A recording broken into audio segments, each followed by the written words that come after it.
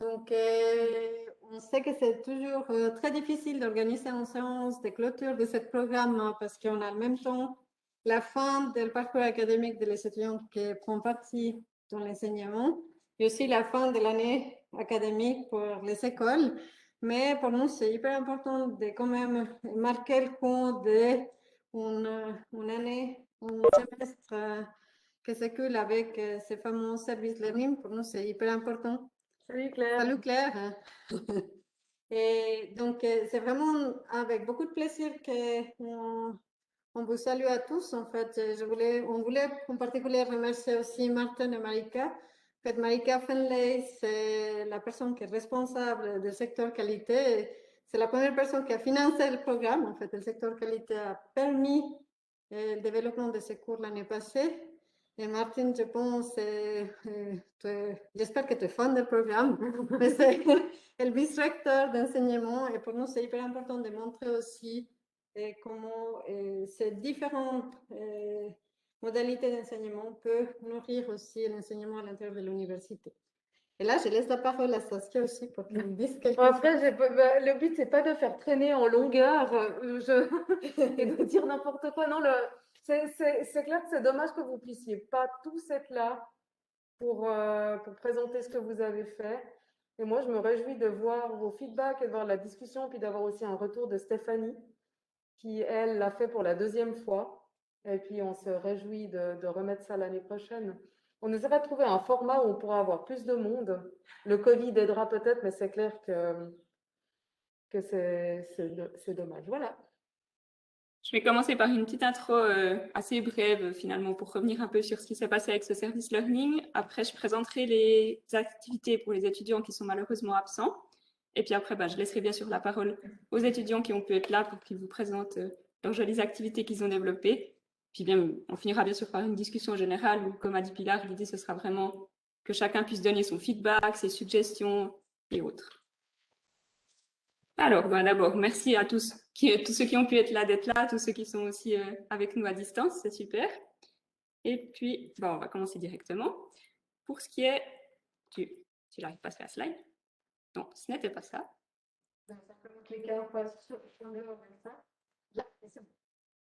Avec la souris?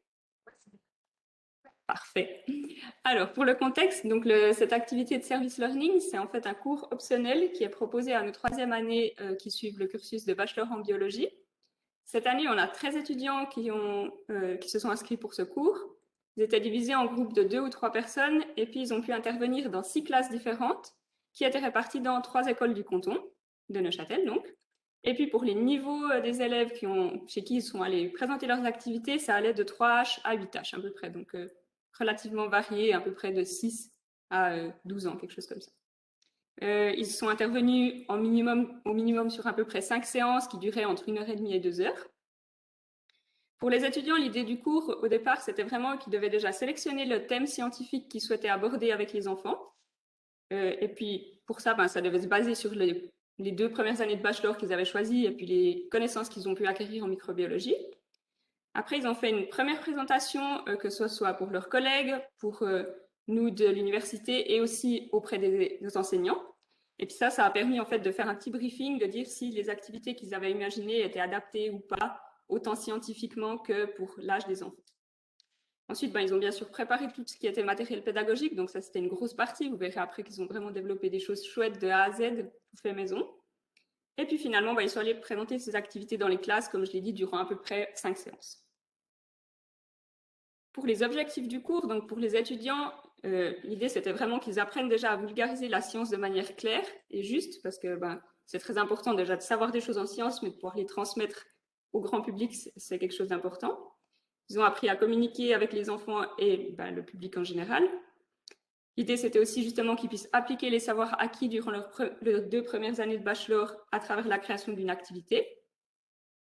On leur a aussi demandé d'évaluer si finalement ils avaient bien réussi à transmettre les concepts qu'ils souhaitaient aux enfants en mettant en place une espèce de petite évaluation à la fin pour voir comment les enfants avaient retenu les concepts. Et puis aussi l'idée de travailler efficacement en équipe, que ce soit avec nous, avec les enseignants ou avec leur binôme avec qui ils ont développé les activités.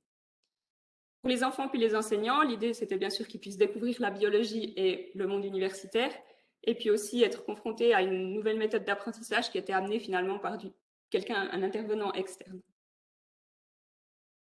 Alors, pour les activités, on va les détailler au fur et à mesure, que ce soit moi ou les étudiants eux-mêmes, mais elles ont été catégorisées en fait c'était vraiment assez varié. Elles pouvaient être créatives, elles pouvaient être liées à du jeu, quelque chose autour du sport. Et puis la plupart du temps, les groupes ont aussi fait quelque chose de pratique ou d'expérimental, que ce soit directement dans les classes ou alors au laboratoire chimique.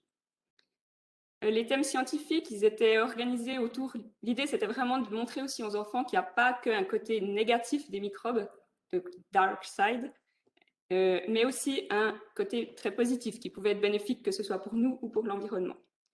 Donc pour le côté un peu plus négatif, il y a pas mal de groupes qui ont abordé l'aspect de la résistance aux antibiotiques, ou aux antimicrobiens en général, parce que c'est un problème de société et d'actualité. Puis après, pour le côté plus positif, ils ont abordé le concept aussi de la fabrication alimentaire, comment les microbes pouvaient nous aider à faire du pain, de la bière, ces choses comme ça. Et puis aussi l'idée que les microbes peuvent être aussi source finalement de composés actifs qui permettent de lutter contre des pathogènes et donc d'être une alternative aux antibiotiques. Ça, c'était aussi important de montrer aux enfants que c'est pas seulement un problème les antibiotiques, mais les microbes peuvent aider à résoudre ce problème. Alors, pour les activités, Myriam et Louis, aujourd'hui, ils ne sont pas là, donc je vais les présenter brièvement. Ils travaillaient vraiment avec des tout petits, des niveaux 3H. Donc, ils ont majoritairement axé sur la diversité des micro-organismes et puis un petit peu sur la résistance aux antibiotiques. Donc, pour ce qui était de la diversité, ils ont demandé déjà aux enfants de faire des petits bricolages. Donc, ça permet déjà de se faire une première idée de comment les enfants perçoivent les microbes. Après, ils ont aussi développé un jeu assez sympathique, un peu comme la pêche au canard, où il y avait des espèces de pluches qui représentaient les microbes et on pouvait les pêcher soit avec des crochets ou des aimants. Puis l'idée ici, c'était de faire passer le message aux enfants qu'avec un antibiotique, par exemple, on ne peut pas traiter tous les micro-organismes. On ne va pas pouvoir traiter un virus. Donc, tout à coup, la canne à pêche avec le crochet ne marchait pas sur une peluche qui avait un aimant, ce genre de choses. Après, ils sont aussi allés sur le terrain, ils ont pu récolter des échantillons et les observer au laboratoire avec la loupe ou le microscope, dans l'idée de montrer que les microbes sont vraiment partout, y compris dans notre environnement proche. Ensuite, Lola et Gilles, ils avaient des niveaux 4H, donc un tout petit peu plus grand. Eux, ils ont axé toutes leurs activités autour de l'idée des monsieur-madame. Donc, je pense que ça parle plus ou moins à tout le monde, ces petits bonhommes assez caractéristiques qui ont chacun justement un caractère particulier. Et puis, ils ont développé pour chaque concept abordé leur propre monsieur-madame. Donc, on peut voir ici en haut, à droite, soit Madame Levure, Madame Javel, ils avaient Monsieur Bollet aussi. Enfin, voilà, des petits personnages qui parlent aux enfants puis qui leur permettent de comprendre les micro-organismes. Ils ont aussi développé un petit cahier de labo où ils devaient chaque session remplir, et puis comme ça, ils avaient aussi un suivi vraiment matériel, on dira. Les enfants ont fait aussi des dessins de leur propre monsieur, madame, donc ça, on peut voir en bas, qu'ils avaient beaucoup d'imagination et que c'est très joli. Donc ça permet aussi d'avoir une idée de la représentation qu'ont les enfants des microbes. Ils ont abordé le concept d'hygiène, et puis ils ont aussi abordé un concept très sympa, c'est que les microbes peuvent être utiles justement pour la fabrication du pain, et puis ils ont fait du pain vraiment dans la classe avec les enfants, de la fabrication du pain à la cuisson, puis après les enfants ont pu déguster. Ils ont aussi fait un échantillonnage dans la cour d'école et puis des observations microscopiques, comme pour le groupe précédent. Là, Emilou et Nolan, je vais passer très vite dessus, puisque Nolan est là pour... non, Emilou devrait être là, pardon, pour nous présenter plus tard ça. Donc, pour l'instant, je passe dessus, j'espère qu'elle arrive, sinon je reviendrai dessus. Ensuite, Alice, Marco et Alexandre. Aujourd'hui, on a Marco avec nous, donc je vais aussi passer très vite et il sera chargé de présenter son activité. Pour ce qui est des 7H, on avait Roxane et Clément qui ont développé un super jeu, mais j'en dis pas plus parce que Roxane est là et puis Clément aussi, donc ils pourront nous parler et probablement vous montrer même des échantillons de ce qu'ils ont développé. Finalement, le dernier groupe qu'on avait, donc ils avaient des 8H, donc les plus grands, c'était Marilou et Yazal qui se sont occupés de cette classe-là. Et puis eux, ils ont axé en fait toute leur thématique autour du sport. Et puis montrer que les micro-organismes pouvaient avoir un impact sur notre santé, notre bien-être et donc aussi sur nos capacités physiques. Pour ça, ils ont développé un très joli jeu de plateau où il y avait différentes cases. Et puis pour chaque case correspondait soit une petite activité physique, soit des questions. L'idée, c'était vraiment d'alterner un peu les moments plus théoriques et plus en mouvement pour garder la concentration des enfants. Ils ont aussi fait une course d'orientation autour de la plaine du Mail, donc autour du collège, avec des postes où à chaque poste, il y avait des questions liées aux micro-organismes. Et puis finalement, pour un peu résumer tous les concepts abordés, les enfants devaient créer une espèce de mind map. Donc, c'est ce concept où on a vraiment un thème central. Là, c'était les micro-organismes. Puis après, on connecte différents mots-clés par catégorie, que ce soit antibiotiques, champignons, bactéries. Puis comme ça, les enfants pouvaient avoir vraiment un résumé visuel des différents mots-clés et concepts abordés durant toutes les leçons. Pour l'aspect pratique, ils sont venus au laboratoire avec les enfants et ils ont pu faire des filtrations de différentes boissons. Donc, que ce soit des boissons connues, je ne citerai pas le nom, des boissons énergisantes, du café ou de l'eau de l'étang. Et puis là, c'était basé sur une démarche très scientifique où ils ont demandé aux enfants de faire déjà une hypothèse de ce qu'ils pensaient trouver dans ces boissons. Ensuite, il y avait l'expérience, puis les résultats, et comme ça, ils pouvaient vraiment faire ce cycle de la démarche scientifique de dire hypothèse, résultat, et qu'est-ce qu'on en conclut? Est-ce qu'on change notre hypothèse de départ ou pas? Voilà. Après, comme j'ai dit au départ, il avait été demandé aux étudiants de développer une espèce d'évaluation que pouvaient faire les élèves à la fin pour voir comment les concepts avaient été retenus. Donc, ces évaluations, elles ont été très diverses et puis adaptées en fait à l'âge des enfants. Donc, pour les plus petits, 3H, 4H, c'était principalement de demander, ici par exemple, de dessiner une petite BD qui représentait ce qu'ils avaient retenu de ce cours. Donc là, on voit que de manière globale, les enfants ont super bien retenu que les microbes, c'est pas juste des méchants et que ça permet aussi de faire du pain. Donc, visiblement, ils ont beaucoup aimé faire du pain, ça se comprend. Pour les niveaux intermédiaires, 6H, 7H, c'est resté très axé sur le jeu, où il leur a été demandé de développer leur propre carte bonus, en fait, qui permettait de gagner plus facilement, on dira. Et puis, ils ont bien retenu que oui, il y avait des pathogènes, mais qu'il y avait aussi des moyens de se protéger, que ce soit à l'aide d'un masque, d'un vaccin, de systèmes de filtration ou autre.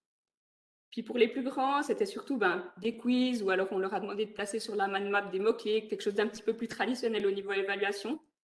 Mais pour tous ces niveaux, les évaluations ont vraiment montré que globalement, les enfants ont super bien retenu les concepts, y compris des fois des mots-clés relativement compliqués ou qu'on ne se serait pas attendu à ce qu'ils retiennent. En tout cas, le retour qu'on a eu des enseignants, c'est que globalement, le message est super bien passé.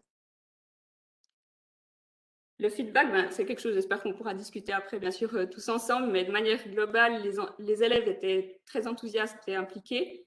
De nouveau, de bons résultats aux évaluations qui montrent que le système d'apprentissage a l'air plutôt adapté.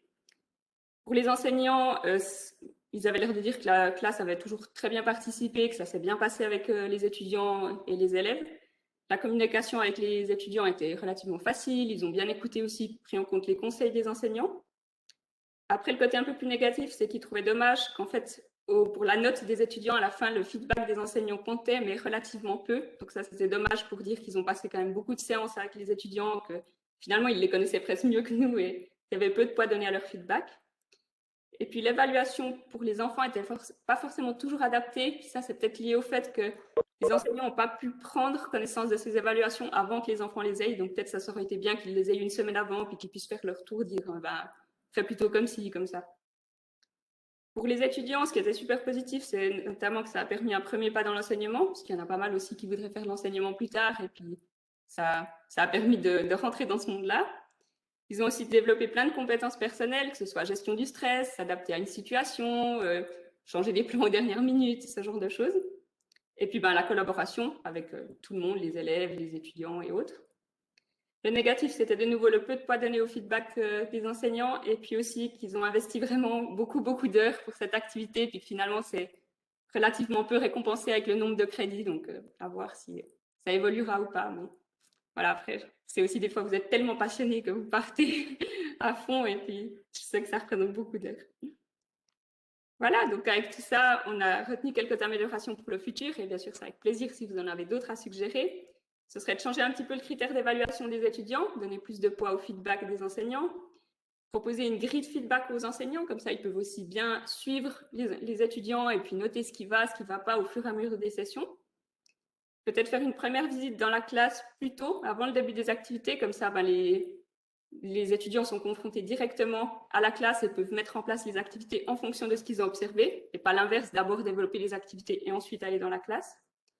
Et puis peut-être aussi développer des activités plus axées sur une démarche scientifique, parce que c'est quelque chose qui est important aussi dans l'éducation obligatoire ou comme ça. C'est un concept que les élèves doivent vraiment apprendre. Donc si ça peut être abordé à travers ce service learning, c'est vraiment chouette. Donc axer peut-être un petit peu plus sur ça.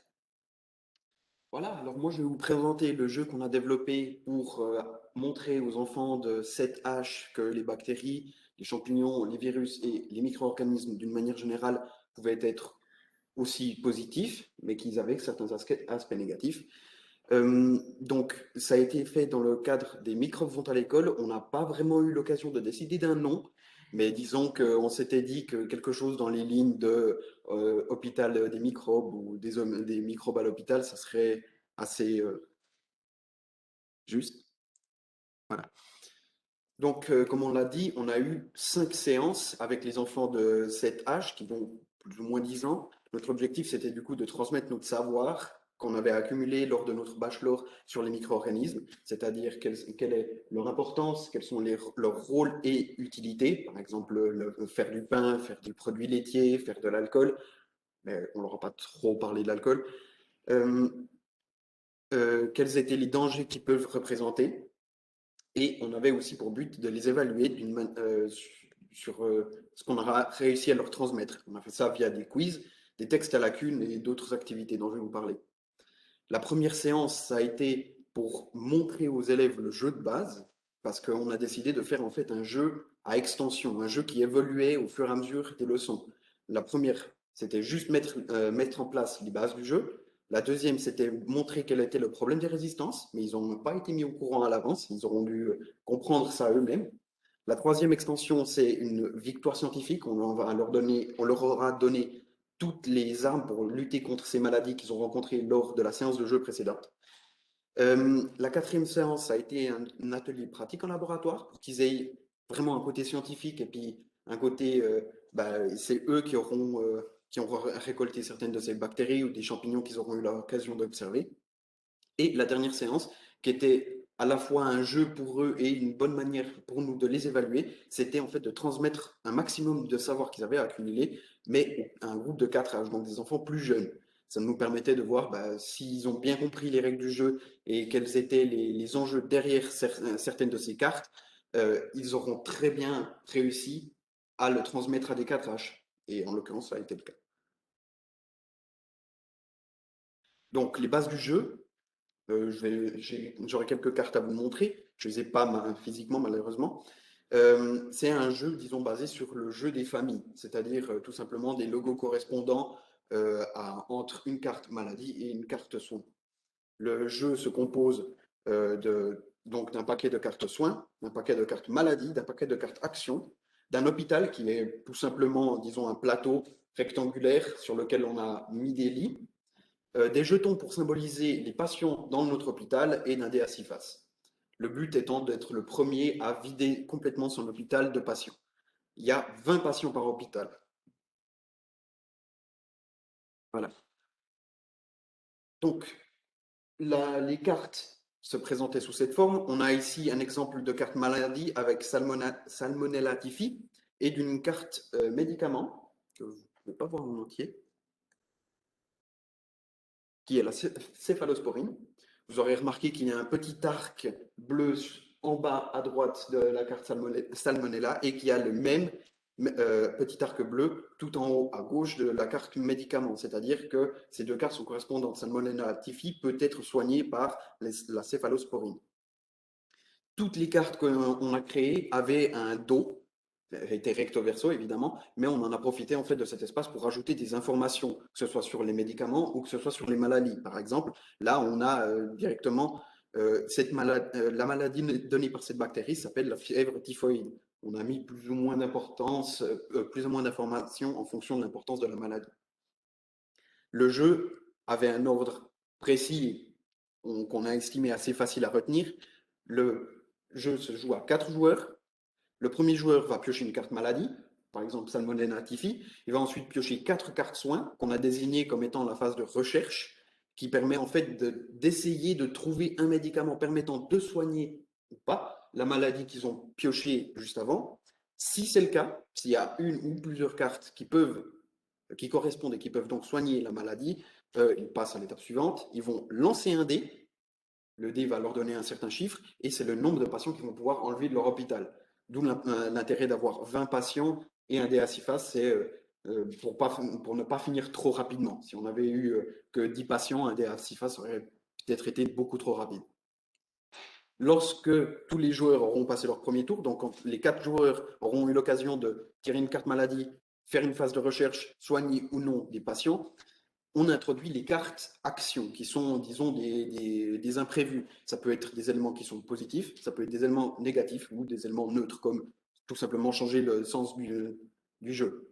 Certaines cartes avaient vous soignez 2 patients de votre hôpital, ou alors vous gagnez tout d'un coup un patient, ou alors vous échangez votre hôpital avec celui qui en a le plus. Ça, c'était le jeu de base. Lors de la première leçon, ça a été très bien compris.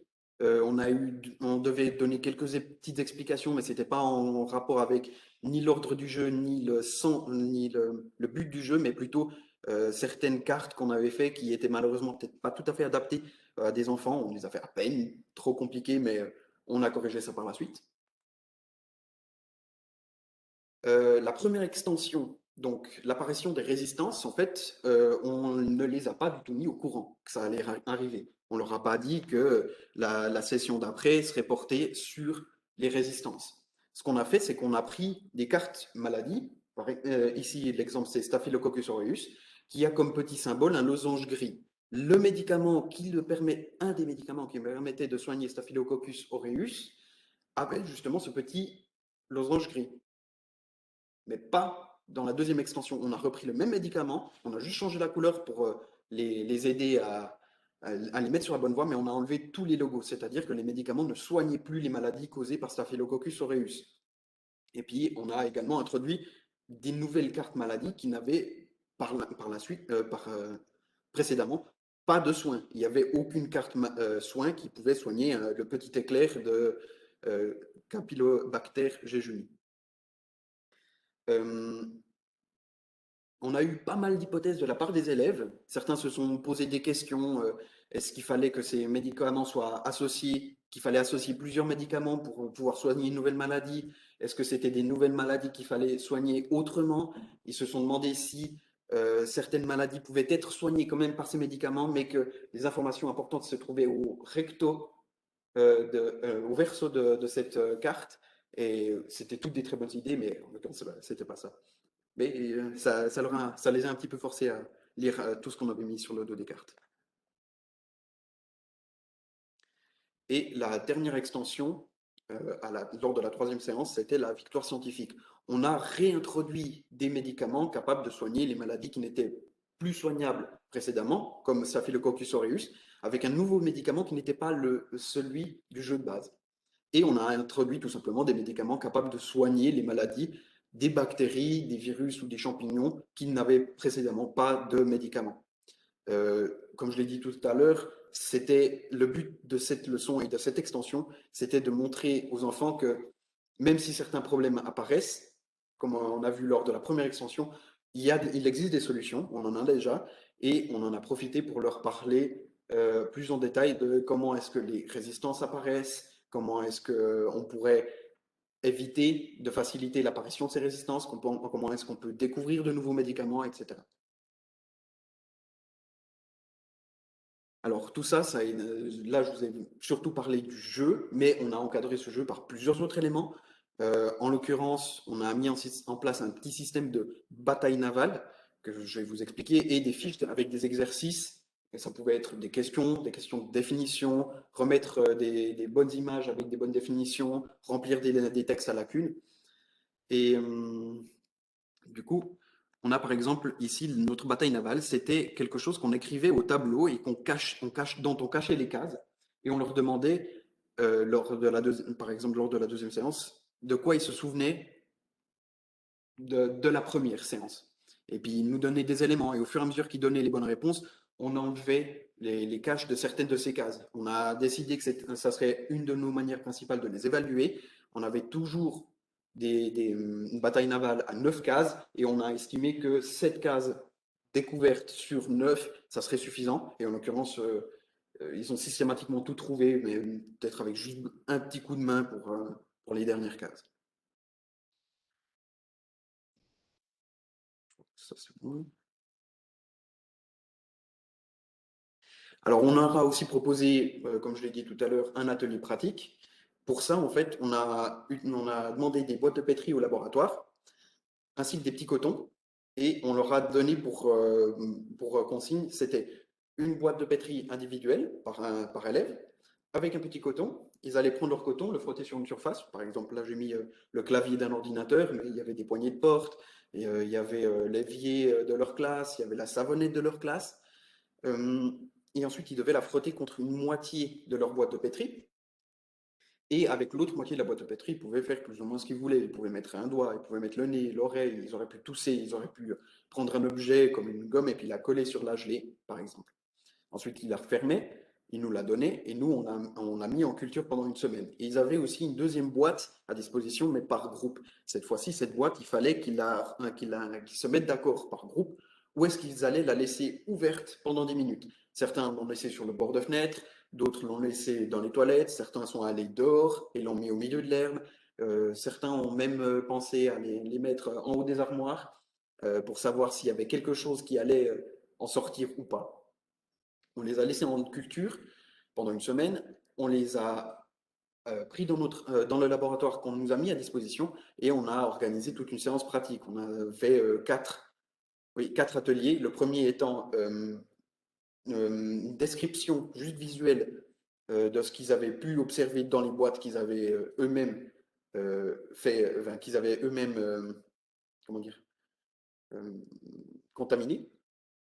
Le deuxième atelier, c'était une observation un peu plus en détail de boîtes fermées que nous, on avait demandé à avoir à disposition avec des antibiotiques, enfin une boîte de bactéries plus antibiotiques, une boîte de champignons plus antifongiques, et leur montrer les effets concrets de ce qu'ils ont pu voir dans les cours, dans le jeu, parce qu'ils savaient bien que les antibiotiques servaient à tuer les bactéries, que les antifongiques servaient à tuer les champignons, mais ils n'ont jamais vu vraiment ça en action. Et là, on a eu l'occasion de leur montrer.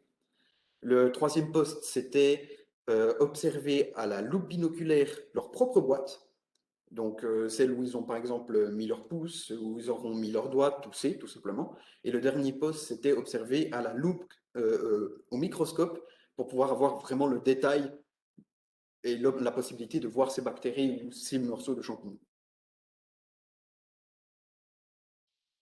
Et la toute dernière séance, ça a été la séance où ils devaient transmettre tout ce savoir aux 4H. Pour que ce soit un petit peu plus simple et un petit peu plus ludique pour les 4H, on a décidé de changer les dos de cartes. C'est plus des explications, c'est tout simplement un logo qui permet de savoir si c'était une bactérie, un champignon ou un virus, parce qu'on s'est limité à ces éléments. Et on leur a proposé en fait de redessiner eux-mêmes les bactéries qu'ils avaient pu voir précédemment sur nos cartes. Là, c'est tout des dessins d'élèves. On vous avait, disons, comme consigne de faire quelque chose qu'ils puissent s'imaginer comme étant une bactérie, mais ils avaient le droit d'être libres. Ça pouvait être, ils avaient le droit, s'ils voulaient, de s'inspirer des dessins qu'on leur avait déjà montrés ou de complètement inventer quelque chose.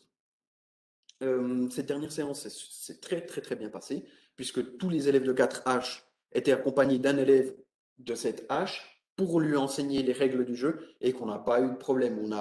On a même un petit peu simplifié l'ordre des cartes, dans le sens qu'au lieu d'attendre que le premier tour, tout le monde soit fini pour introduire les cartes actions, on a mis directement les cartes actions. Il n'y a pas eu de souci. Tous les élèves ont bien compris, ça s'est très bien déroulé. Et puis on était très satisfaits de l'expérience qu'on aura pu leur donner. Et puis avec ça, ben, moi je crois que j'ai fini la présentation de ce qu'on avait. Je ne sais pas si vous avez des questions. J'ai quelques anecdotes de ce qui s'est passé en classe que je n'ai pas mis dans la présentation. Questions, suggestions, remarques, palpitations. C'était un de mes anciens profs qui disait ça. Alors, j'ai adoré en fait aller vers des enfants et faire sortir tout ce savoir académique qu'on a accumulé lors de ces ces 3 années de bachelor. Euh, ça donnait vraiment un sens concret, d'autant plus que j'aimerais devenir enseignant moi-même.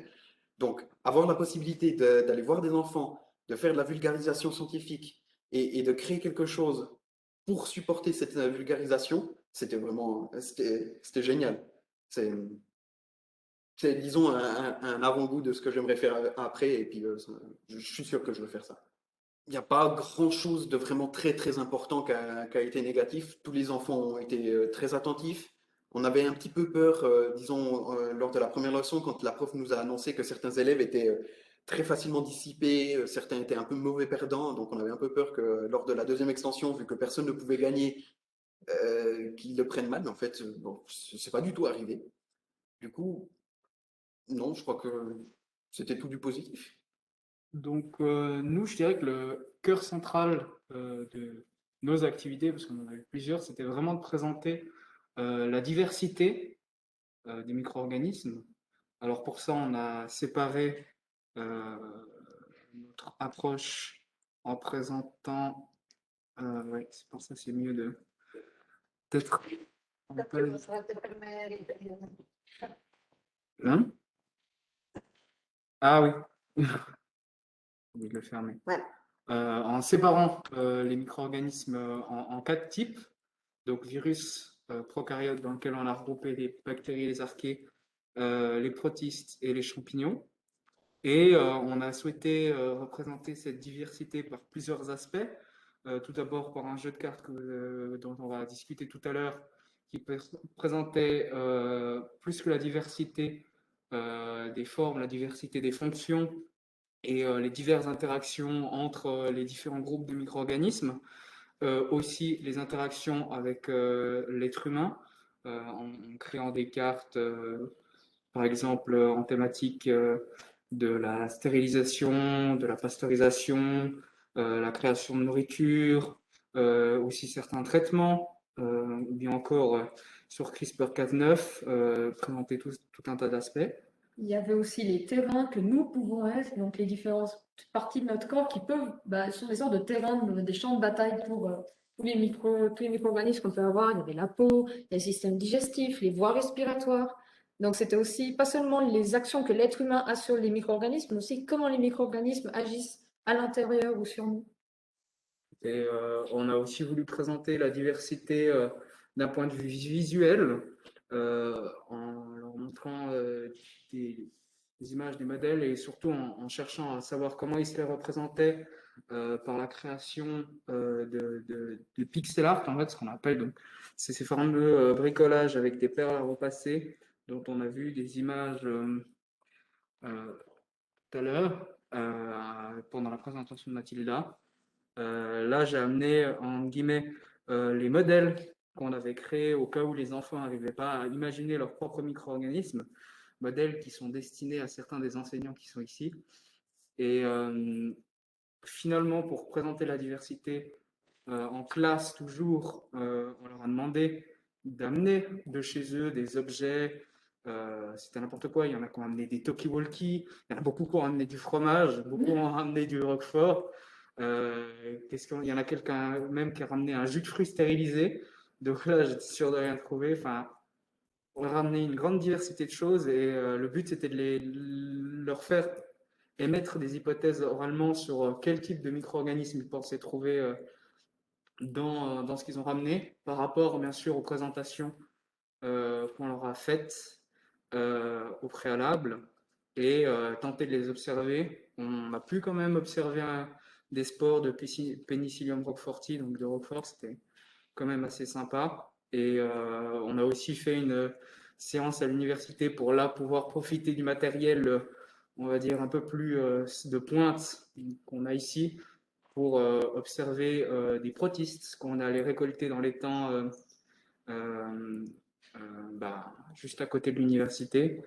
Des petits gérardiums, au moins ils ont vu des micro-organismes qui bougeaient, c'était cool. Et puis on leur a bien sûr expliqué ça sur fond des points positifs qu'apportent ces organismes photosynthétiques du point de vue global terrestre, sachant que c'est quand même les protistes qui produisent, enfin les protistes du phytoplancton dans les mers qui produisent une grande part de l'oxygène qu'on respire.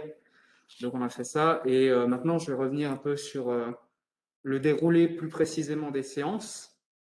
Donc pour chacune de nos séances, on a en guillemets introduit chacune des 45 minutes qu'on faisait par 10 minutes, un quart d'heure, voire 20 minutes des fois quand on prenait du temps pour en guillemets, présenter d'abord pour la première séance qu'est-ce que c'est une cellule en général. Donc là, on a des exemples du résumé total qu'on leur a fait à la fin lorsqu'on est venu à l'Uni, pour qu'ils aient un peu une idée déjà de comment ça fonctionne, en faisant une analogie euh, euh, avec le fonctionnement d'une ville, avec une bibliothèque centrale dans laquelle se trouverait l'ADN qui contient toute l'information et des messagers qui envoient les besoins au noyau avec une explication de l'ADN qui est le siège de l'information et qui doit être photocopié en ARN pour pouvoir ensuite enfin, cet ARN qui va constituer des plans de construction pour ensuite fabriquer des machines qui permettent le fonctionnement de la cellule avec les mitochondries en tant que centrale énergétique, etc. Et chacun des 4 types d'organismes a eu le droit à une séance dédiée où on replaçait en fait chaque type de micro-organisme pour une fonction, dans les 4 fonctions qu'on a choisies, la fonction microbiome. Donc là, on axait vraiment sur la place de ce micro-organisme en interaction avec le corps humain, à savoir tout ce qui nous est bénéfique, que ce soit pour le microbiome intestinal, enfin la microflore intestinale, sur la peau, etc. Ensuite, les pathogènes, donc quels sont les virus, enfin, quelle est l'interaction par exemple des protistes, est-ce qu'il y a des protistes pathogènes, etc.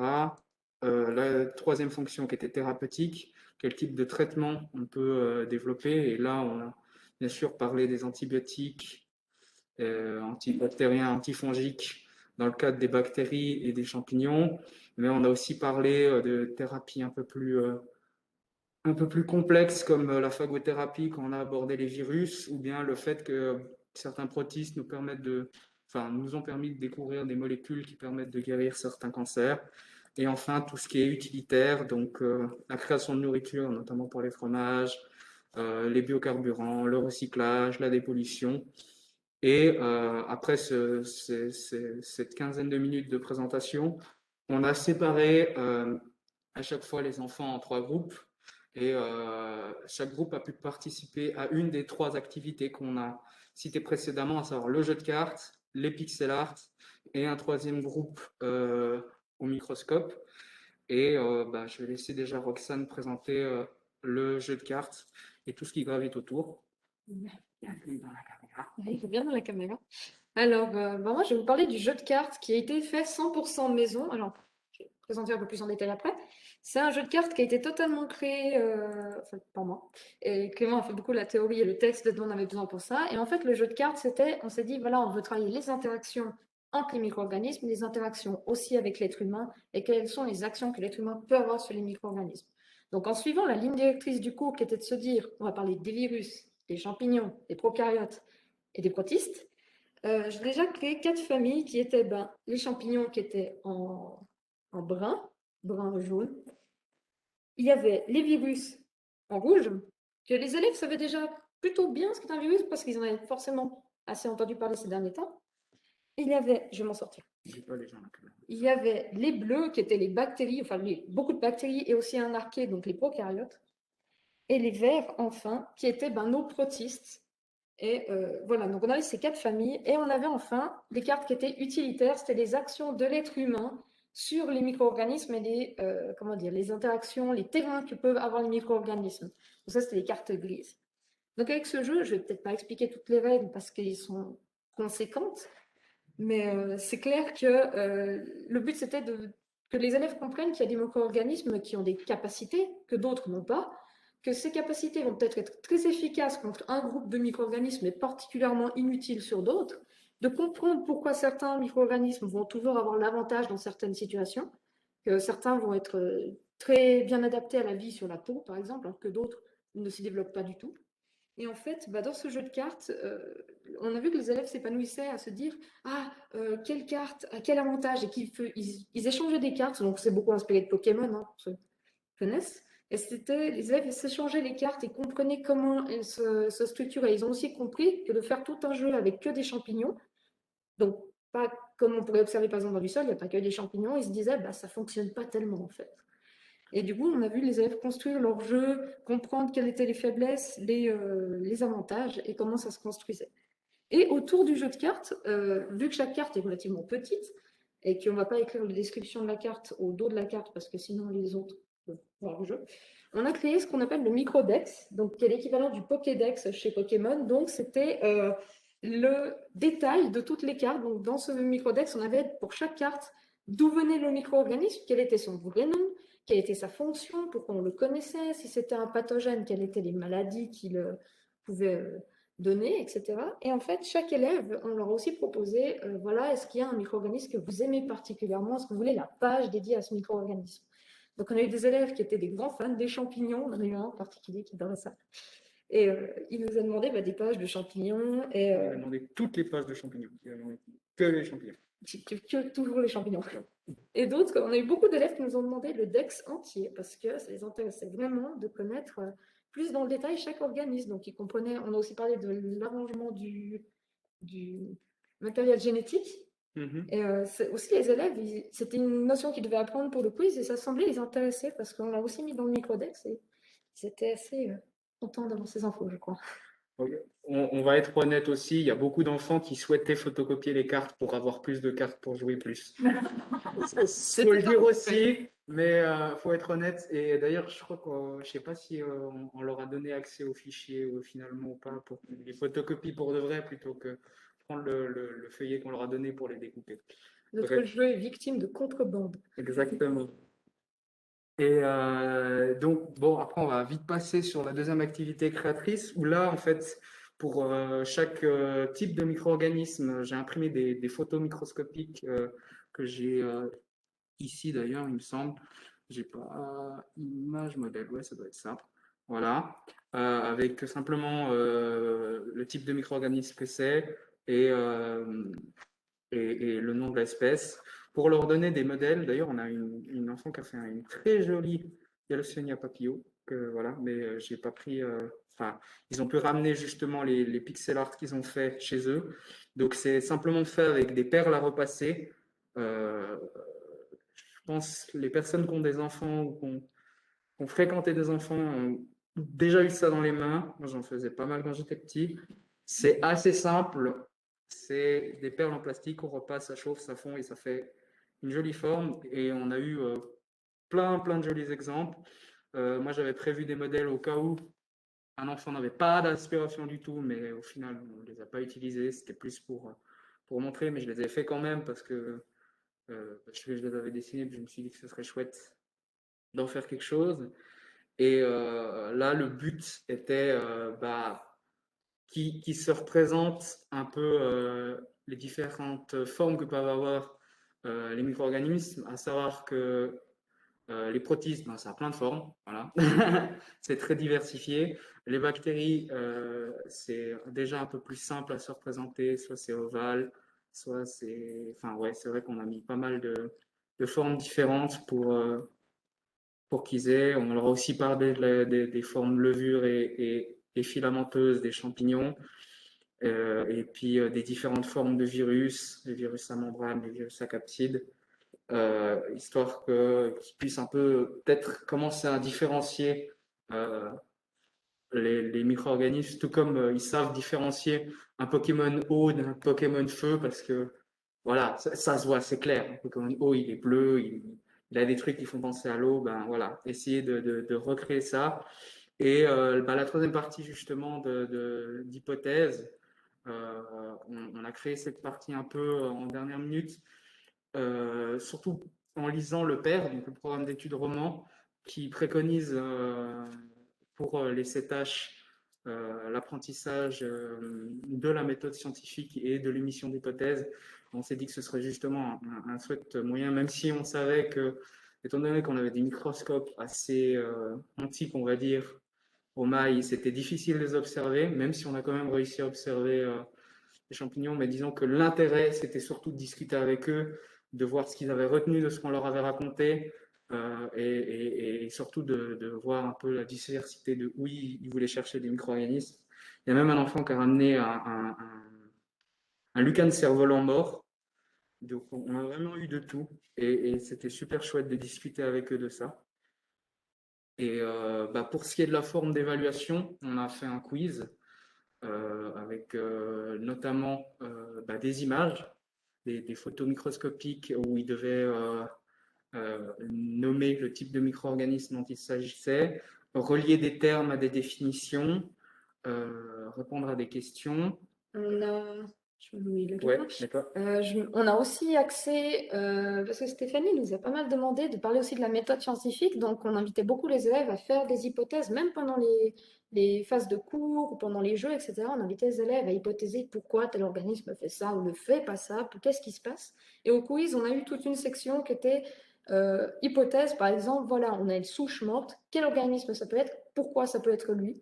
Et on a eu plein d'hypothèses qui étaient très bonnes. On a aussi des un peu plus farfelues, mais c'était intéressant d'avoir les idées des enfants. Mais une grande majorité avait bien retenu pourquoi tel organisme faisait ça et où il se trouvait et pourquoi. Et puis on a eu des bons résultats, relativement bons la plupart. Donc on est assez content de ce qu'on a fait. Puis on est même retourné 2 heures, 2 séances supplémentaires par rapport à ce qui était préconisé dans le programme, justement pour corriger avec les enfants, répondre à leurs questions et de voir, d'avoir les feedbacks aussi de eux, notamment sur le fait que c'était quand même des fois difficile certains points à comprendre, pas forcément toujours bien vulgarisés, de faire des fois on dit, mais des résumés de fin de séance. Et c'est pour ça que, par exemple, l'idée de Gilles et son acolyte de faire des cahiers de labo, ça aurait été pas mal pour nous, parce qu'on leur a balancé beaucoup d'informations, ou bien encore faire des mind maps. C'est vrai que c'est des trucs auxquels on n'a pas pensé, mais du coup, c'est comme ça qu'on apprend, et c'est super d'avoir fait ça. Voilà. On a aussi, durant cette dernière séance qui était un peu bonus, on a profité de faire une petite sortie où les enfants, on allait pas mal dans le jardin du collège. Alors, qui dit sortie, dit un peu dispersion pour le coup. Mais c'est vrai que les élèves étaient aussi intéressés. Clément a beaucoup parlé des plantes, comment ça fonctionne, des algues, la photosynthèse. Donc, on a eu l'occasion de partager un peu des connaissances bonus en fait aux élèves. Et on voyait que dehors, ils étaient presque aussi passionnés d'entomologie que moi. Mais effectivement, ils s'intéressaient aussi pour le monde du vivant. Ils se posaient des questions vis-à-vis des cours qu'on avait eus. Donc, c'était chouette de voir que les élèves étaient curieux à la fin. Et pas seulement, ah oui, c'est enfin fini. Yes. Voilà. Et puis, on peut directement faire notre feedback à nous, je pense. Ouais. Ouais. Comme Marco, pour moi en tout cas, c'était une super première expérience d'enseignement. Et entre guillemets, quand je suis rentré chez moi après la première séance de service learning, j'étais, voilà, je sais ce que je veux faire. C'était clair et net et c'était une super expérience à faire ça. Même si on avait investi beaucoup d'heures, c'était toujours un plaisir. Pour moi, c'était presque, voilà, j'ai donné plus pour ce cours que pour certains autres, typiquement les APP, mais, c'était avec bonheur. Entre guillemets, on avait, voilà, je disais, voilà, moi, je peux pas, je bosse pour mon service learning, et entre guillemets, c'était que du plaisir. Et donc, pour moi, c'était une super belle expérience d'échanger avec les enfants, entre guillemets, leur curiosité me nourrit, entre guillemets. C'est ce qui nourrit mon envie de transmettre, d'aller chercher moi-même plus loin et de toujours apprendre et pour transmettre. Voilà. Alors déjà, je confirme, Clément était absolument, t'étais intenable après le premier cours, t'étais tellement heureux. Mais moi, pour ma part, c'était, j'avoue, je suis rentrée en service learning, je me suis dit, bon, Roxane, qu'est-ce que tu fais? Parce que tu t'entends pas bien avec les enfants. Pourquoi? Et finalement, je me suis dit, bon, on va y aller un peu comme ça. Et finalement, j'ai découvert des enfants avec les yeux brillants qui me regardaient comme ça et qui étaient fascinés alors que je parlais de toutes petites bactéries qu'ils n'avaient jamais vues. Et finalement, ils étaient fascinés par ça. Ils voyaient le côté artistique des cartes aussi. J'ai pu lier le dessin à ce que je faisais. Et puis, ils étaient curieux, ils avaient envie. Il y a quelques cas d'élèves un peu plus dissipés que les autres, c'est sûr. Mais le jour où, typiquement, on a donné des cartes aux élèves, ils ont pu les garder eux. Quand j'ai vu les yeux des élèves qui me regardaient, qui faisaient quoi? On a notre jeu à nous, et se regarde, j'ai un jeu, j'ai un jeu. Et puis aussi de voir comme ils étaient intéressés. On parlait aussi de temps en temps d'insectes, forcément, parce qu'il faut que je parle d'insectes. Et de voir les yeux des élèves qui nous regardaient, qui étaient contents, qui étaient curieux de ce qu'on faisait, qui étaient curieux de peut-être qui voulaient peut-être faire après ce qu'on allait faire. Venir à l'université aussi, quand on a eu les élèves devant les microscopes, ils étaient même certains élèves qui n'avaient pas très envie. Le jour des microscopes, d'un coup, ils ont vu des trucs bouger. Ça a tout changé. Enfin, ils étaient super intéressés. Puis de voir que les élèves avaient envie, c'était, comme a dit Clément, ça nourrit en bien, ça donne de l'énergie parce qu'on voit que les élèves sont contents d'apprendre et nous, on est contents d'enseigner, que ça va dans deux sens. Pour moi, ouais, c'était une super expérience que je me suis dit, bon, l'enseignement. Et les élèves, ça va pas fort. Puis finalement, j'en ressors et je me dis, c'était génial en fait. D'avoir plus lié mes passions à un cours que j'ai pu faire ici, puis pouvoir enseigner plutôt que d'absorber la formation comme on le fait depuis des années. C'était vraiment génial. Je dois dire que même les points négatifs, à savoir, comme il a dit Marco, des fois d'avoir des élèves un peu dissipés, c'est là où on apprend le plus, presque. J'ai l'impression que entre guillemets, on doit se mettre à la place de l'enfant, se remettre dans notre place d'enseignant, et essayer de comprendre et pour régler le problème. Et c'est presque là où est l'intérêt, parce que si tout le monde était sage à juste nous regarder, ce serait pas intéressant, en fait. Donc non, moi j'ai pas, voilà, j'ai pas de, tout a été enrichissant. Moi, j'ai une question.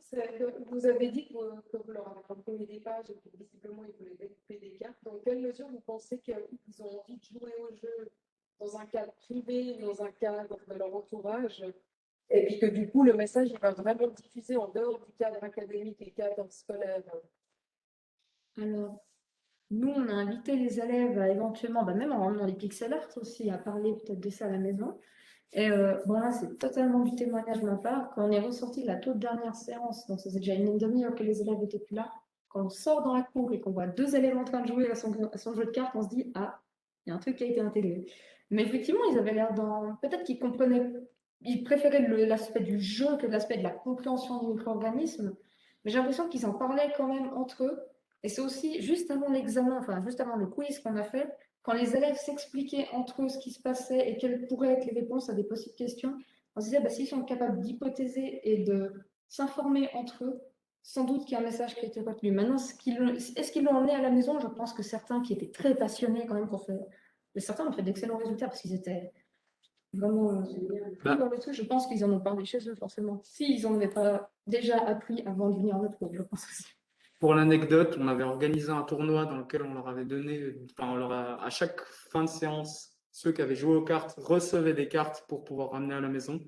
Et on leur avait demandé de ramener ça à la séance, l'avant-dernière séance, pour pouvoir organiser un tournoi. Et il y a des enfants qui ont dit, ouais, mais moi j'ai oublié mes cartes, j'ai joué avec ma petite sœur ce matin. Comme ça. Ouais, j'ai eu ça, donc Puis je même, pense qu'ils ont joué, quoi. la toute dernière séance pour le tournoi, j'ai halluciné. Je me suis dit, on va devoir expliquer toutes les règles parce que j'imagine qu'ils ont mis dans un tiroir plein de poussière. Les élèves sont arrivés, ils ont fait, on fait quoi? On connaît les règles. Boum, le tournoi, il s'est super bien passé. En tout cas, pour mon côté, toi. Avec ton je crois que ça allait aussi, oui. Ouais, non, si, on a quand même eu un résultat final. Pour moi, c'est le principal. Ah ouais, non, ça s'est joué au Shifumi, j'avoue. Voilà. Mais forcément, on avait des égalités. Mais voir les élèves qui étaient. Je pense qu'ils avaient bien compris le jeu. Maintenant, est-ce qu'ils liaient vraiment l'aspect micro-organisme? Forcément, ils ont dû le faire, mais peut-être moins. Mais en tout cas, ils en parlaient, puis ils comprenaient. Vu les résultats du quiz, apparemment, ils ont bien retenu ce qu'on leur avait transmis. Alors, moi, je n'ai pas grand-chose à ajouter parce que les étudiants, ils ont quand même bien relevé les points importants. Si ce n'est que c'est une expérience hyper enrichissante, autant pour l'enseignant, parce que ça fait 2 ans que je le fais et ça fait toujours 2 ans que j'apprends des nouvelles choses ou que je vois les choses différemment et puis que du coup, ça a porté différemment. Donc, c'est aussi une richesse pour moi où quand je dois expliquer les choses, je peux encore plus remarquer qu'il y a divers chemins pour amener en fait au même but. En plus, c'est diversifié. En 2 ans, on n'a jamais eu les mêmes activités. J'ai autant eu une partie plus artistique, une partie un peu plus sportive. Et puis, l'année passée, c'était un peu spécial quand même, vu que les étudiantes n'ont pas pu venir. Mais c'était tout aussi amusant de découvrir sous forme de BD avec des petites expériences. Enfin, il n'y a eu que des choses différentes et c'est ça qui est chouette. Et puis comme Clément et Roxane, ils ont eu aussi une classe hyper difficile. On a vraiment les 3 profs dedans qu'on a de la peine. Et là, ils étaient tout intéressés. Et c'est beau de voir en fait un groupe classe changer avec des étudiants qui viennent et puis qui viennent leur apprendre des choses que eux-mêmes sont en train d'assimiler. En fait, ils posent aussi beaucoup de questions. Donc, c'est chouette d'avoir des spécialistes, mais même en tant que spécialiste, ils ont des fois été coincés, certains élèves, et c'est ça qui est drôle parce que même vos étudiants ont dû aller chercher des réponses pour pouvoir ramener aux élèves qui s'en souvenaient la semaine d'après. Et puis, ça, c'était chouette.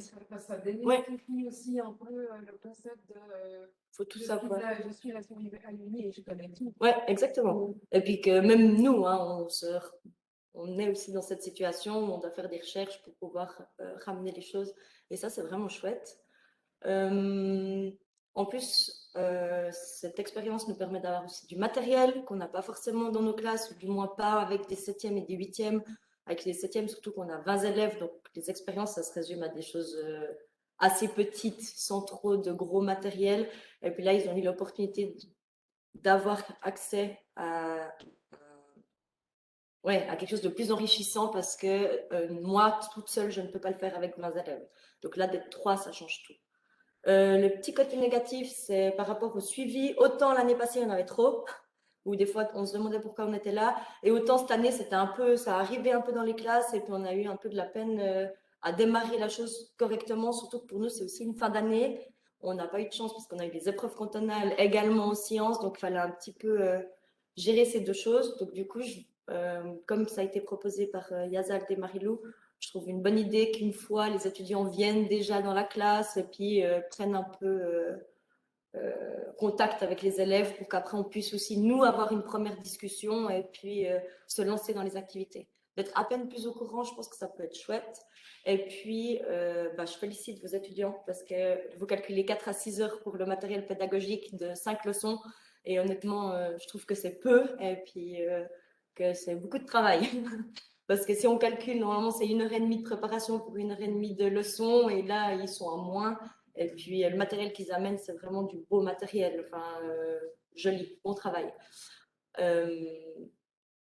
Et puis, je crois que c'est un peu tout. Justement, ce qu'on se disait pour aussi gagner du temps, parce qu'il me semble que c'est beaucoup de travail pour peu de crédit, peut-être partir plus sur la démarche scientifique où du début à la fin, ils sont un peu dans le même thème, mais où ça donne moins de travail aux étudiants, que les élèves voient un travail de scientifique du début à la fin. Je pense que ça à réfléchir en tout cas, parce que le temps qu'ils donnent, c'est beaucoup quand même. Et puis, je crois qu'ils ont plaisir, mais il y en a certains qui se sont sentis quand même surchargés par moment, de ce que j'ai pu comprendre.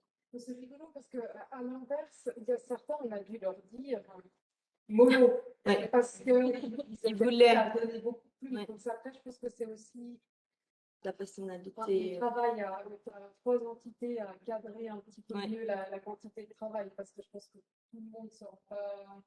Enfin, on est tous un peu responsables. Oui, puis en commençant, on peut vite partir loin, en fait. Ouais. On remarque qu'il y a plein de choses à faire et à ajouter et à améliorer. On continue, en fait. Donc voilà. Je ne sais pas si vous avez des questions ou des remarques. Je crois qu'il n'y a pas trop d'enseignants dans la salle qui... Mais j'ai pas mal d'étudiants, d'enseignants du cycle 3 qui aimeraient faire. Donc du coup, en tout cas, il ne faut pas hésiter à relancer pour l'année prochaine. Moi, j'avais une question, mais ça s'adresse autant à toi qu'aux étudiants ici. C'est dans quelle mesure la situation avec le Covid, elle a eu un impact sur l'activité? Parce que c'est vrai que nous, quand on avait créé cet enseignement, ce n'était pas du tout l'ère Covid. Après, on a commencé sur l'ère Covid. Et du coup, c'est quand même particulièrement pertinent parce que du coup, on parle beaucoup de science, on parle beaucoup de microbes, de conspiration, etc. Dans quelle mesure ça permet de répondre un peu à ce genre d'interrogation, à ton avis? Ah, de sûr, il pose automatiquement, je pense qu'il y a eu des questions par rapport au Covid. Ouais, non, je pense que dans aucun des groupes, il n'y a pas eu cette question-là. Donc oui, C'est comme un truc qui est hyper facile. je pense que là, vous êtes bien tombé au niveau du timing pour les élèves. Après, j'espère que d'autres universités, d'autres thématiques auront la même idée que vous, parce que je trouve juste super d'avoir étudiants, élèves et enseignants qui participent à quelque chose, enfin un gros projet quand même. 5 semaines, c'est quand même assez long. Alors, bonjour. Donc, moi, du coup, aujourd'hui, je vais parler au nom de moi-même, Emilou, et de Nolan, qui ne peut pas être là parce que qu'est-ce qu'il avait? Il a des remplacements. Parce que lui, il est déjà passé de l'autre côté, lui. C'est bon, il fait plein de remplacements. Du coup, voilà. Donc, nous, on a eu donc une classe des 6H au Collège des Parcs. Alors, de ce qu'on a fait, c'était, on voulait créer un jeu personnalisé sur le thème du Milboard. Donc, je ne sais pas si dans la salle, vous avez déjà tous joué plus ou moins une fois au Milboard ou pas. Le jeu du Milboard, alors, vite fait pour vous expliquer, le jeu du Milboard, en fait, c'est un jeu de cartes où on doit avancer, en fait, si on veut, avec sa voiture, avec on a des kilomètres, des bornes, en fait, et le but, c'est d'arriver à 1000 bornes, et les autres joueurs, pour nous en empêcher, nous mettent des bâtons dans les roues, comme des crevaisons, des pannes d'essence, ce genre de choses. Et après, il y a les cartes Joker, qui sont, par exemple, pour une panne d'essence, c'est une citerne qu'on se transporte avec pendant tout le jeu. Et du coup, en fait, nous, on a réalisé justement ce jeu-là avec les micro-organismes. Et du coup, ce jeu-là, c'était, au lieu de créer des bornes, au lieu de faire des bornes, on créait notre microbiote en mangeant des aliments qui étaient bons pour notre microbiote.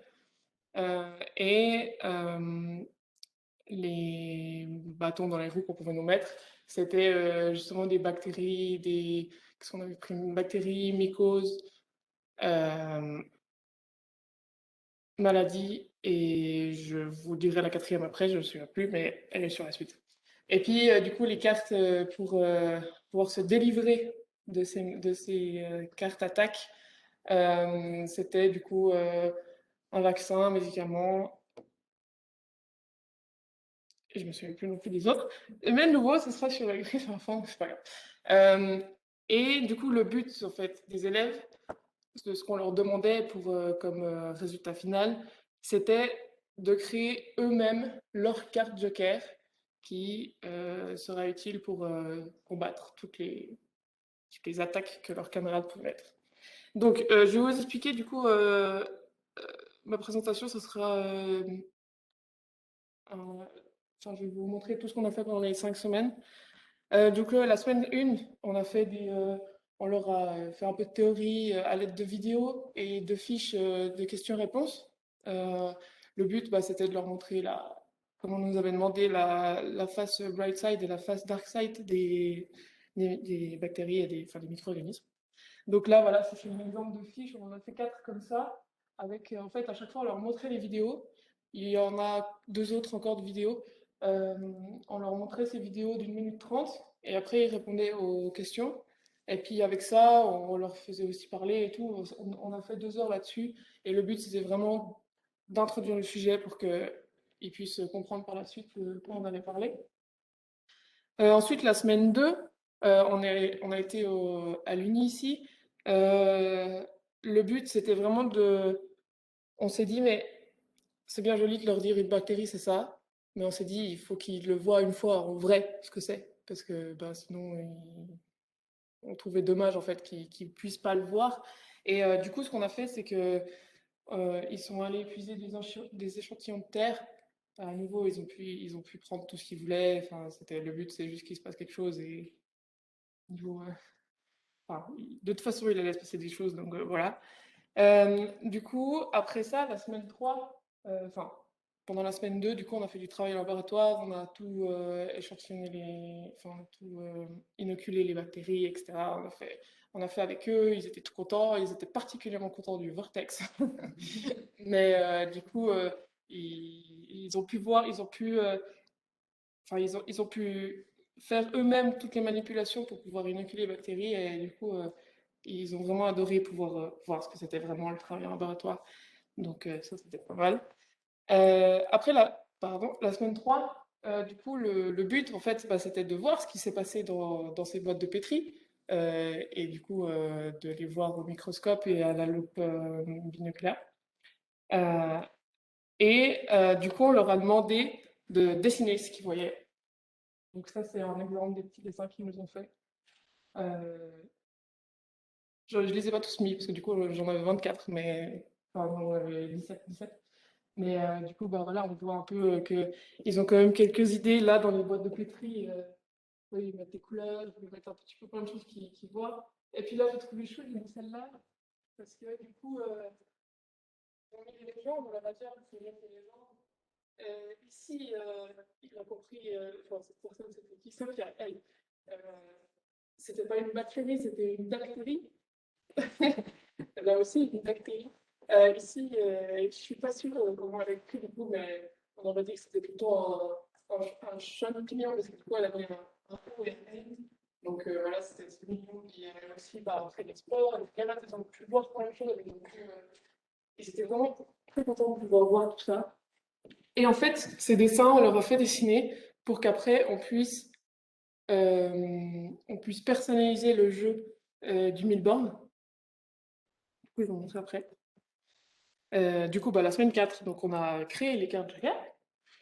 Et ça, du coup, bah, c'est leur carte Joker à eux qu'ils ont fait. Et du coup, ils devaient créer une carte Joker qui stoppait une des attaques. Donc on voit que le masque est beaucoup ressorti, sûrement dû à la pandémie. Euh, mais après, bah, par exemple, on peut voir là euh, il a imaginé une carafe stérilisante pour, par exemple, de l'eau qui soit euh, contaminée par des bactéries. Ça, c'est les autres cas. On ne voit pas très bien parce ils ont fait au crayon. Euh, mais là, du coup, de nouveau, ça, c'était aussi un filtre de ça. Donc, voilà, ils ont eu pas mal d'idées. Après, il y a beaucoup de choses aussi, justement, par rapport au Covid.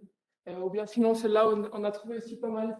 Euh, Là où c'est une soupe pour la santé, qui donne des super forces contre toutes les maladies.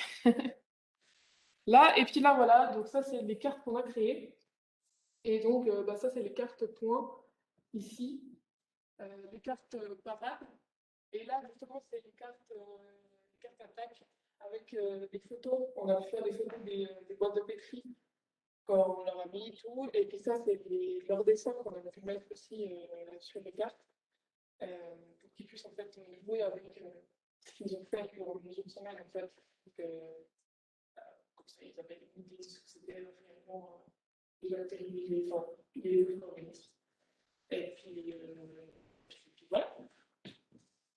Donc, voilà, je ne sais pas si vous avez des autres questions ou quelque chose.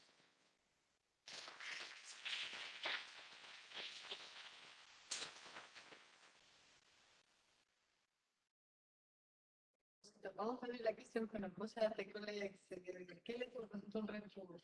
Ah oui, pardon. Oui, du coup, bah, nous, avec Nolan, on a adoré faire ça parce que bah, déjà, lui, il fait déjà plein de remplacements. Moi, j'en fais aussi.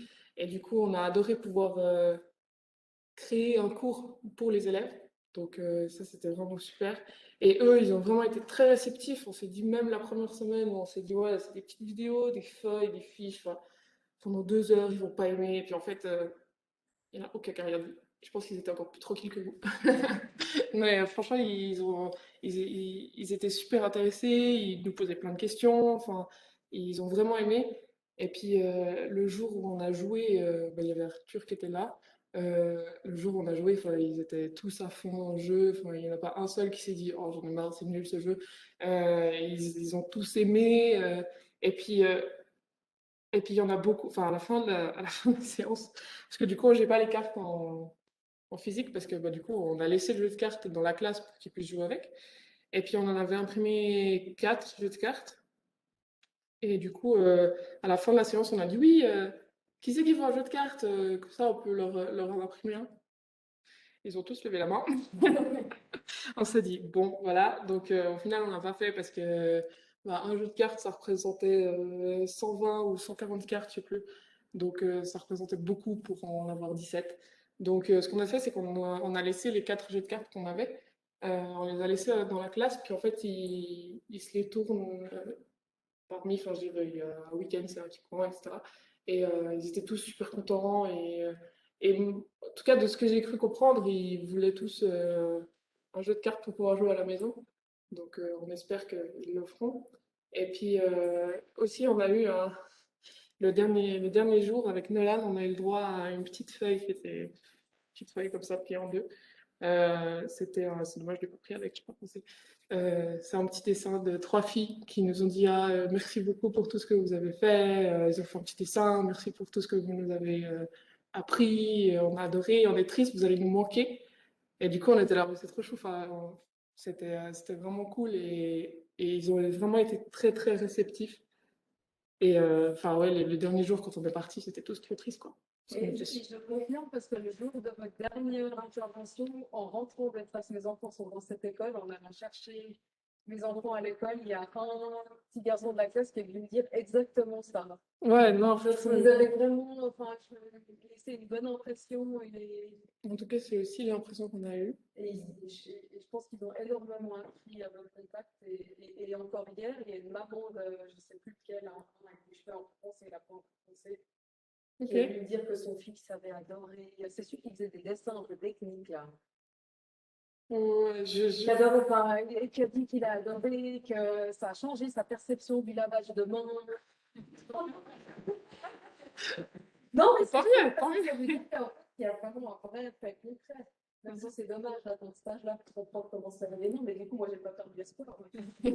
Non, franchement, ouais, non, franchement, ils étaient vraiment tous très intéressés et enfin, on s'y attendait pas. On s'attendait pas à ça, quoi. Et puis, la deuxième question, c'est le côté qu'on n'a pas aimé, c'est ça? Euh, je crois qu'il n'y a pas eu trop de... enfin, nous, en fait, vu que justement, on a déjà eu l'habitude de faire beaucoup de remplacements, euh, même tout ce qui était préparation et tout, ça nous a pas dérangé.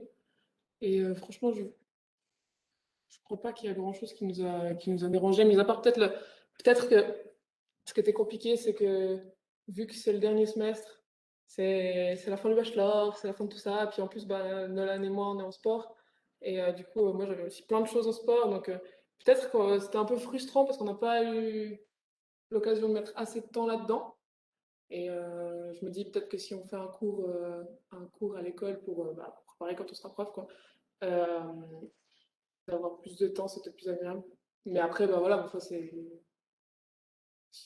normal, hein, c'est les aléas du métier. On peut jamais avoir de temps. Mais non, du coup, mis à part ça, il n'y avait pas vraiment de points négatifs.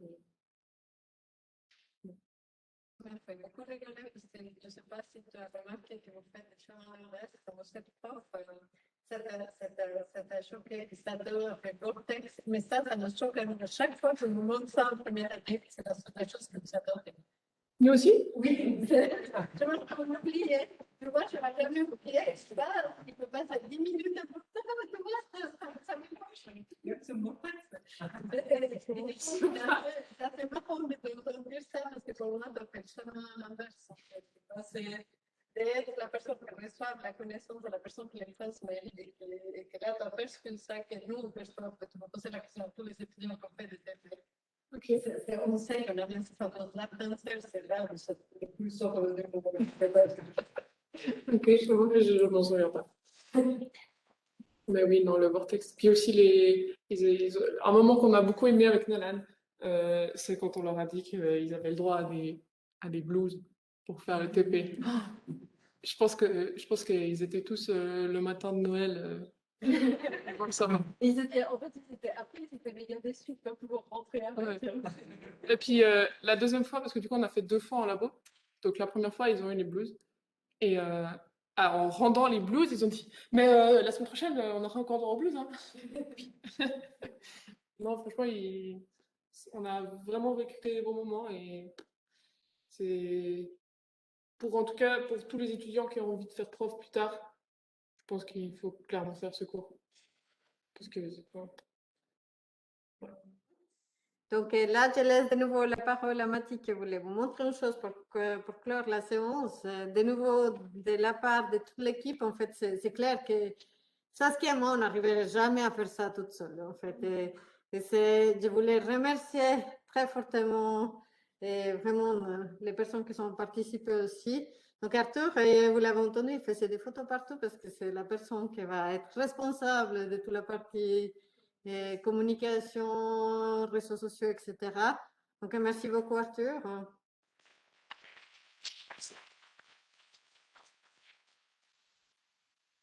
Et Mathilde, que s'est retrouvée, en fait, elle fait son doctorat, mais elle s'est retrouvée téléportée à travailler dans cette activité parce qu'elle est vraiment passionnée. Et elle fait un travail aussi remarquable, c'est elle qu'on peut aussi coordonner, corriger. Et je pense que vous avez vu toutes les corrections en français qu'elle vous avait transmises. Elle était très aiguisée à essayer de tout corriger et vraiment justement préparer la présentation, préparer un résumé. Donc aussi, merci beaucoup Mathilde pour tout ton travail.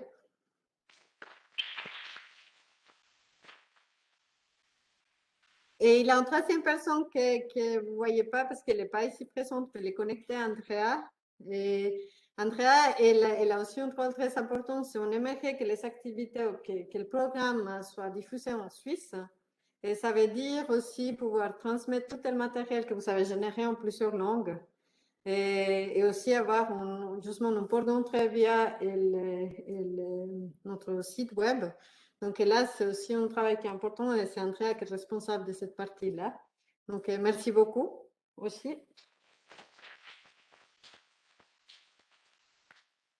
Et c'est clair qu'on a reçu beaucoup de support aussi des services de promotion. En fait, on a déjà eu à travailler un peu avec M. Cafisso, qui justement n'est pas là, mais qu'on aimerait remercier parce que son travail est exceptionnel. Et c'est un peu comme ça qu'on va conclure la séance.